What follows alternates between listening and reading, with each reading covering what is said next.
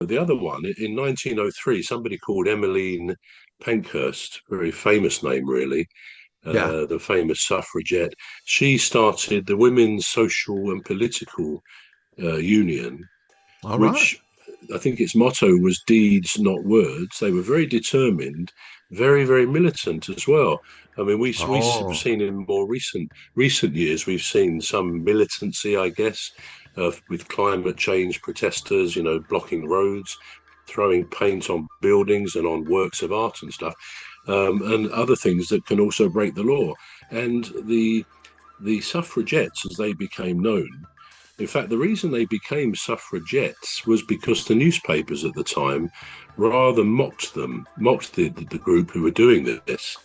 And yeah. of course, it was women's suffrage. And it's a bit like the letters E-double-T-E, people put on the end of a name sometimes. There's a bit of sarcasm. Oh, these little people doing this, suffragettes. That's where that came from.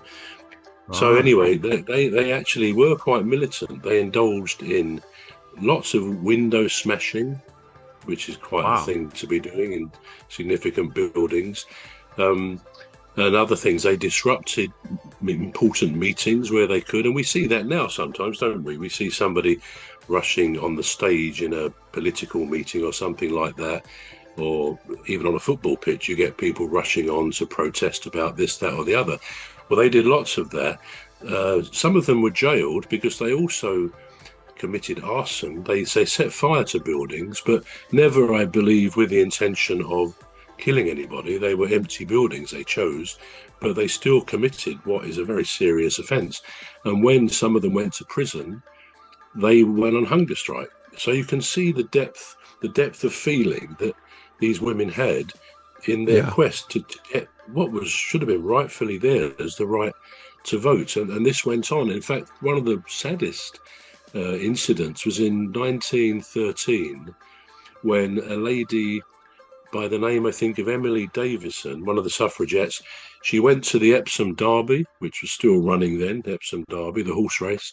She ran Yeah. on to the racetrack in the middle of a race, and actually she stepped effectively in front of the king's horse.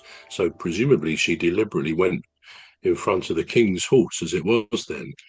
Well, 4 days later, she died, and much to the distress of her fellow suffragettes. But that was how strongly the feeling was to get the right to vote for women.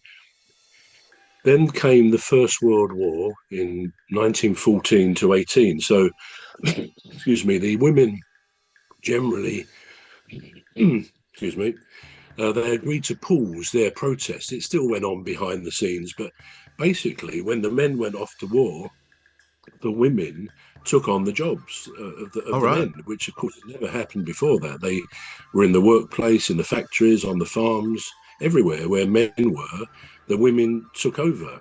And actually, in doing that, they changed the view of society about women and their role. That, they were far more, sounds awfully patronizing now, but they were far more capable than they were ever thought to be. And, it made a lot of progress for them.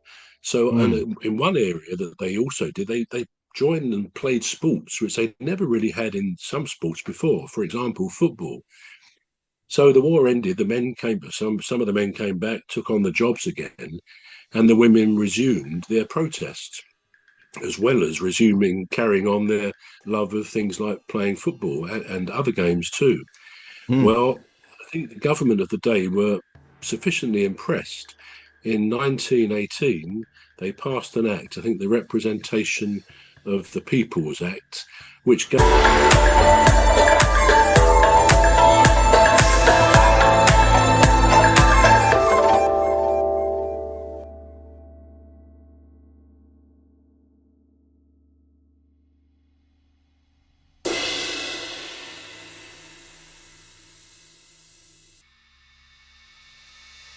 passed an act, I think the Representation of the People's Act, which gave some women the right to vote. So it was a big step forward, but you had to be, if you were a woman, you had to be 30 or above, and you had to be a householder, which was probably quite unusual then for women to be a house owner, householder, or be married to one.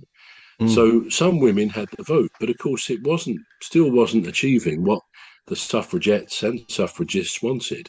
But it took another 10 years, 1928, when they were finally given under the Women's Suffrage Act, something like that, or the Equal Suffrage Act.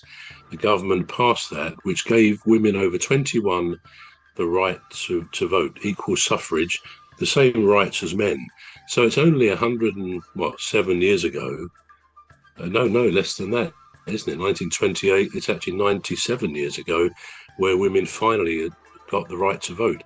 And interestingly, I think the right to vote down to 18 was I think it was in the early 1970s. I don't remember that one. I didn't look that one up, but it's only that recently gone. I mean, that's 50 years ago, I guess, that women and men over 18 can vote as well.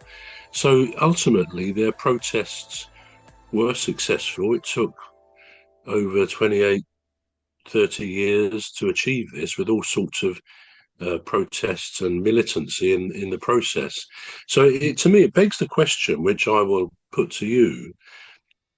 Is it right, do you think, if an individual or a group want to protest at trying to achieve a right or something like that, is it right to break the law, to have civil disobedience, as we have seen with recent, as I say, disruptions?